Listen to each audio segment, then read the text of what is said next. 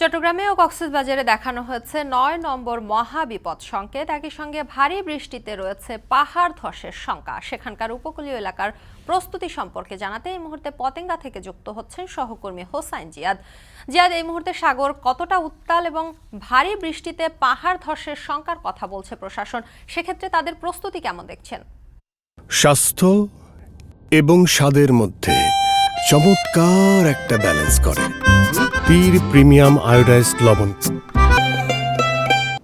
শম্পা, মূলত এই সময়ে এসে কিছুটা মেঘলা হয়েছে আকাশ, গুড়ি গুড়ি বৃষ্টিও কিন্তু হচ্ছে। সেই সাথে জোয়ারের পানি যেমন প্রবেশ করছে বিভিন্ন এলাকায়, এবং আমরা দেখতে পাচ্ছি যে দমকা বাতাস বইতে শুরু করেছে, এক ধরনের দমকা হাওয়া আছে জোয়ারের সাথে। আমরা চট্টগ্রামের পতেঙ্গা সমুদ্র সৈকত এলাকায় আছি। আপনি পেছনে দেখছেন যে বিশাল ঢেউ আসলে আছড়ে পড়ছে তীরে, উত্তাল সমুদ্র আমরা বলতে পারি, এবং অন্য সময়ের তুলনায় অন্তত 3 থেকে 4 ফুট উঁচু ঢেউ কিন্তু এই পতেঙ্গা সমুদ্র পাড়ে এসে পড়ছে। এবং এখানে যেই পর্যটন এলাকা সমুদ্র সৈকত, সেটি এরই মধ্যে বন্ধ ঘোষণা করা হয়েছে। এখানকার যে দোকানপাটগুলো রয়েছে সেই দোকানপাটগুলো বন্ধ এবং অনেকটা পর্যটক শূন্য আমরা বলতে পারি। শম্পা, এই চট্টগ্রামে কিন্তু সীতাকুণ্ড মিরসরাই থেকে শুরু করে একেবারে কক্সবাজার পর্যন্ত বিশাল উপকূলীয় এলাকা, প্রায় 300 কিলোমিটারের একটি উপকূলীয় এলাকা।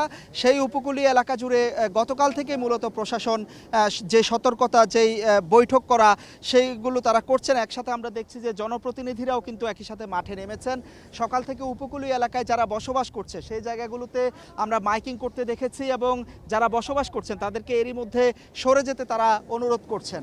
এবং আমরা জেনেছি যে চট্টগ্রামে প্রায় 785টি আশ্রয় কেন্দ্র প্রস্তুত করেছে জেলা প্রশাসন। তার সাথে প্রায় 1100টির মতো স্কুল রয়েছে। স্বেচ্ছাসেবী প্রস্তুত রয়েছে অন্তত 10 থেকে 12,000 স্বেচ্ছাসেবী।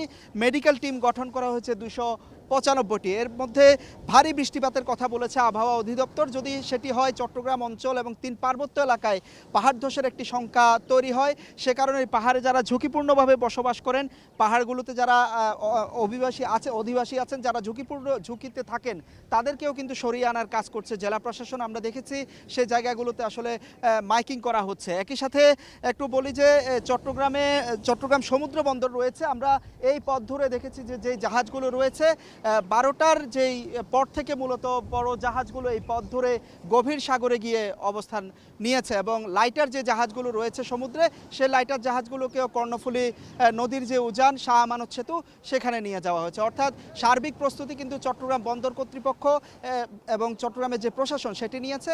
পাশাপাশি শাহ আমানত আন্তর্জাতিক বিমানবন্দর, এটি খুব কাছেই, সেটিও আজ রাত 8টা পর্যন্ত সব কার্যক্রম বন্ধ করা হয়েছে।